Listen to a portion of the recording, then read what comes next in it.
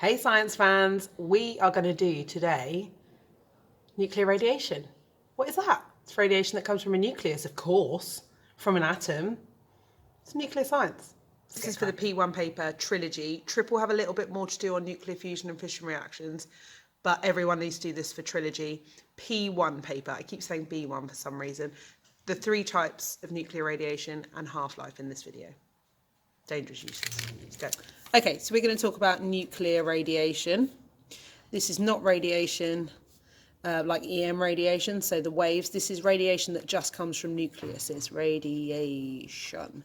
Okay, so it comes from nuclei, and remembering that if we've got atoms with electrons moving around the outside, the nuclei is the nucleus, and it comes from unstable nuclei. And they emit radiation to become stable. That's sort of the point in nuclear radiation. The larger they are, the more unstable they are. They emit to become smaller atoms and stable. So generally, they are large atoms or large nuclei that emit those. And there are 3 types of radiation that they will emit. Ta-da! So they will emit alpha, beta, or gamma radiation. Okay, so alpha has a specific size. So alpha is the size of 2 protons and 2 neutrons, which is the same size as a helium nucleus. It has a 2+ charge because it's got 2 protons. So the alpha, if we draw it or write it, looks like that. Okay, so it has a mass of 4 because it's got 4 things in it, 2 protons, 2 neutrons, so a mass of 4. And essentially what happens is if we've got something that is an atom, so I'm just going to call this atom, and it has 100 mass and 50 of those are protons, when it decays, it will produce something that has a mass of 96. And that'll be new atom. Something in my room is just broken.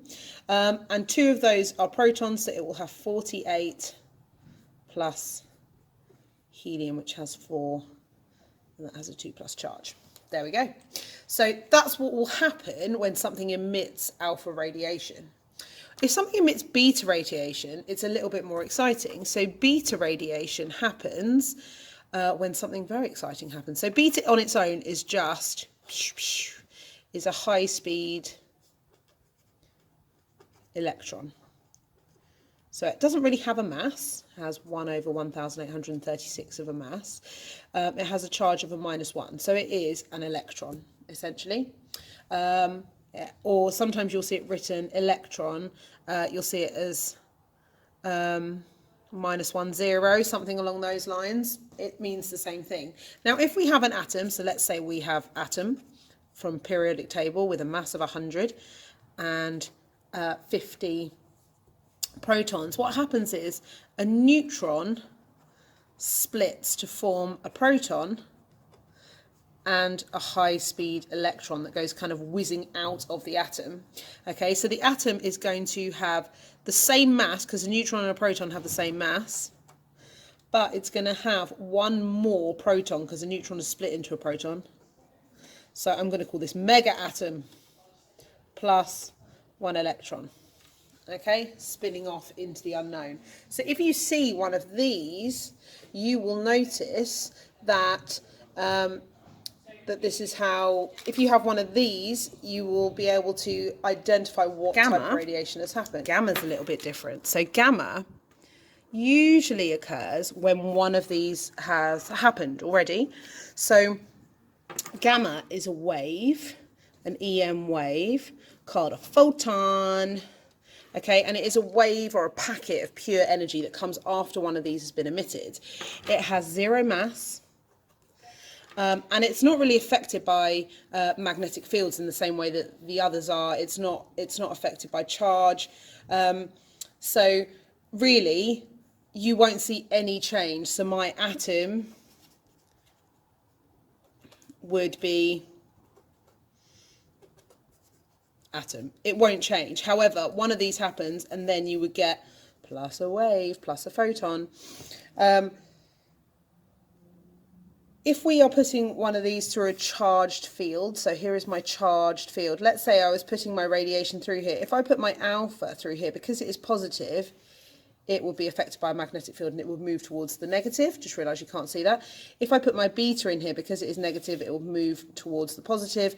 And if I put my gamma wave, it won't be affected by that magnetic field, so it will travel straight through it. Let's look at properties of these waves, shall we?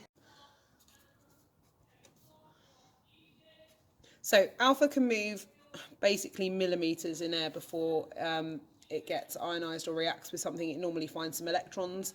And beta can move up to meters. So this would be centimeters, I suppose. And whereas this can move kilometers. These ones can be stopped. Alpha can be stopped by paper. Beta can be stopped by aluminium foil. And this can be meters of concrete or very thick lead. So they all have some good uses. So this is used in smoke detectors. So smoke goes into the chambers. If smoke goes into the chamber, it will affect the alpha, and it will cause a circuit to be produced and cause a beeping sound. This can be used as a tracer. So tracing for cancers, gaps in pipes, that kind of thing. It can also be used to test the thickness of paper.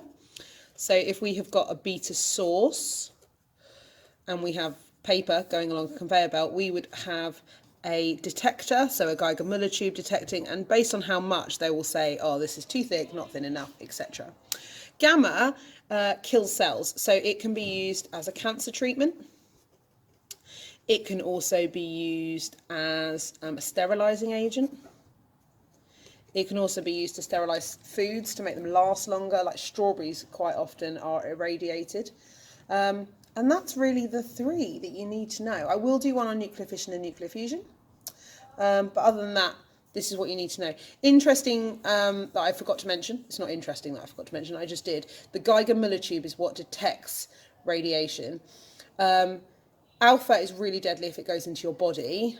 Beta isn't always that nice, but gamma radiation is the one that will cause cancer by killing your cells. Let's talk about Halflife next.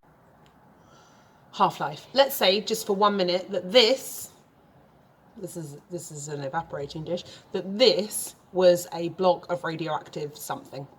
Uranium, why not? Don't lick it, that's key. So it will be emitting radiation, and I can detect that using a Geiger-Müller counter, Geiger-Müller tube. And the rate at which it's giving off radiation, I could measure in something called becquerels, or just a radiation unit. And eventually, this whole thing would become stable. It wouldn't be radioactive anymore. The time taken for that to happen can't always be measured, because some of them take a really long time. But what we can do is we can calculate the rate at which they're giving off radiation, and we can work out the half-life. So we know how long it will take for half of the sample to be no longer radioactive, having emitted its radiation from its nuclei. That's called half-life. You need to be able to do that on a graph. You need to be able to calculate half-life. You need to be able to define half-life. Let's talk about half-life. So let's talk about graphs. So this is my count rate, and I'm going to measure those in becquerels, BQ. And along here is time. Okay, so let's say I've got a shiny, fresh new block of uranium salts, and it starts with, let's say that's 100. Why not? So that means that's 50, that's 0, 25. I'm just giving you a random example, and I'm going to do this in days. So 1 day, 2 days, 3 days, 4 days, 5 days. So time in days. Okay, now, whilst all radioactive substances give off radiation randomly, is a random expulsion of radiation. Essentially, they give it off randomly, and nearly all of them produce this half-life curve. So this is when it is 100%. It has got all of its radioactive nuclei.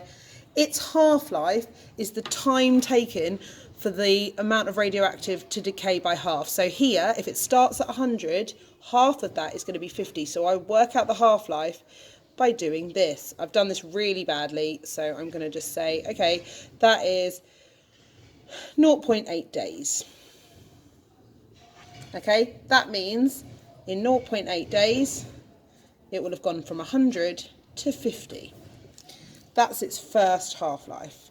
The second half-life will be when that count rate gets to 25. Okay, and that should be 1.6 days in theory.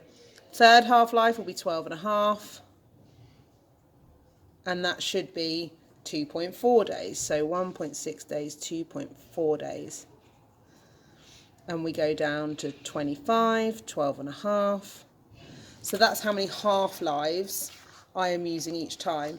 If I want to say how, you might get a question on like how much radiation will be left after 3 days. So we can read up the graph here and along to here.